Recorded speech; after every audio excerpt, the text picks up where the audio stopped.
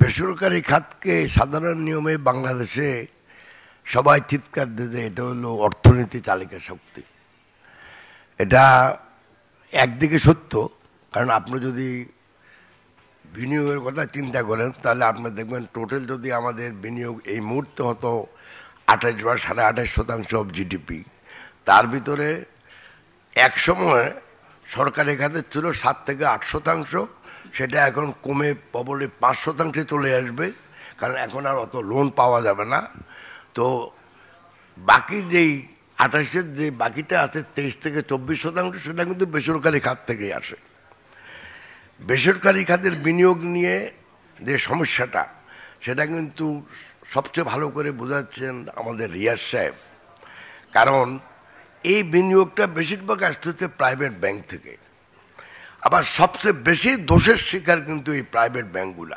আমি জানি প্রাইভেট ব্যাংকের পরিচালনা পরিষদে অনেক দোষ আছে, কারণ ব্যাংকের মালিক সাধারণ নিয়মে অন্য দেশে মনে করে আমানতকারী এবং ঋণ গ্রহীতারা, আর বাংলাদেশে যারা সামান্য একটু টাকা বিনিয়োগ করছে তারা মনে করে যে আমরা মালিক।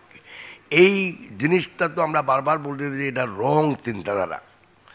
এখন একটা ইনস্টিটিউশন যদি মানে শর্ট টার্ম মানে কম সময়ের জন্য আমানত নিয়ে যদি দীর্ঘ সময়ের জন্য যদি ঋণ দেয়, আর যদি কোনো সময় যদি অর্থনীতি কোনো খাদে পড়ে বা রিসেশনে পড়ে, তখন তো ওই লোকটা ওই ঋণটা সার্ভ করতে পারবে না ঠিক মতো, তখনই কিন্তু ব্যাংকের সমস্যাটা হয়।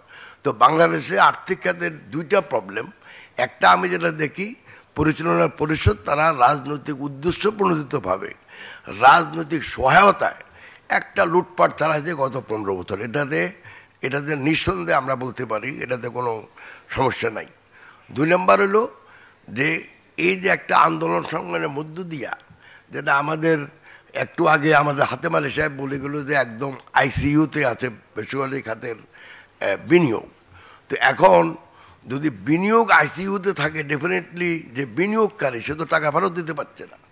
সো একটা হইলো ব্যাংকের নিজস্ব অনিয়ম, ব্যাংকের নিজস্ব দুর্নীতি, আরেকটা হইলো সাধারণ নিয়মে অর্থনীতির যে সমস্যা, সেই সমস্যার কারণে এখন যে ঋণ নিচ্ছে সে এখন ঋণটা পরিশোধ করতে পারছে না।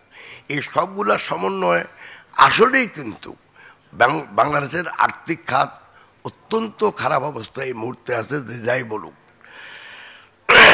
দ্বিতীয়ত আসি, এখানে অনেক আমরা বলছি এখানে রাজস্ব নীতি নিয়ে কথা বলার জন্য, কিন্তু এমন কোনো নীতি নাই অর্থনৈতিক উন্নয়নের জন্য বা অর্থনৈতিক প্রবৃদ্ধির জন্য যেটা আমরা বলি নাই এখানে।